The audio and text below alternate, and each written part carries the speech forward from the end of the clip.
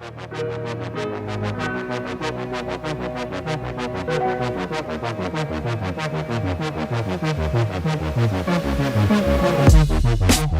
many of you know why you are here today? Really? So I can assume that for those who are not here, it's because they don't know why, even though they know what and how to come here. The why always be the least to be considered in everything we do. So this 5 minutes is going to be why too. 10 years, my parents had to pay English school fee for me to have fun, learn no English, and fail the test. 5 years after that, my English got better since I had wanted to be as smart as the girls in my class. Then I spied about her, about what she did. And you know what? The secret was she read books. Then I went back home calling up all the books that my dad bought for me to read. But however, every time I read, I fell asleep. I came up with those excuses of having no time, too tired, too boring to read. And here was what people told me about reading, was to be smarter, to fix the broken language, to broaden up my mindset, and to be my most supportive friends when I am alone. But had I inspired enough to read by that time? You bet, no. Otherwise, I wouldn't fall asleep every time I read. I was caught up by those excuses again and again and again. It was just so many times. Then, since I saw myself getting out of nowhere, so do or die. Do or die. Eventually, I made myself available to books.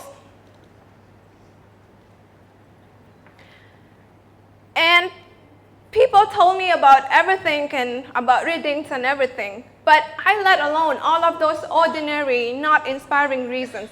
But I rather focus on the one that definitely works for me. So only after I set my personal inspiring reasons to read, then I've read more than just the sake of reading. CEO was my first personal inspiring reasons to read, because I want to be my own boss. I needed to acquire those knowledge and skills. And reading can help me in getting that. And second, I aim not only for myself, but for my community, for my society, that I will be able one day create a positive change. So this has been convincing and inspiring me to start and stay motivated to read until now. The White Tiger, the book that impacted my life.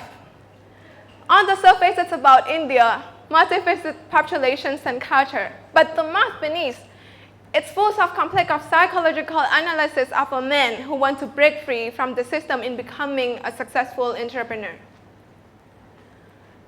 That book drove my mind to a completely new perspective, and especially it's removed my stereotype toward India. It's got me to understand what happened in the other side of the world. And then it's empowered me to create the positive change. And meanwhile, it's empowered me and it's got me closer to my personal goal in realizing what I really want to do in life. 3 months right after I finished the book, I made the most daring decision to go on exchange in a country where not everybody thinks of going to, where called India. I went to India was I want to contribute to solve the world issue. I work in a project called Women Leadership Project. And second, I want to extend my horizon. I prefer to have that intensive experience. So India was the right platform for me to do so. I want you to bear in mind that every moment you are scrolling Facebook, having fun, there is someone out there is getting smarter and more successful.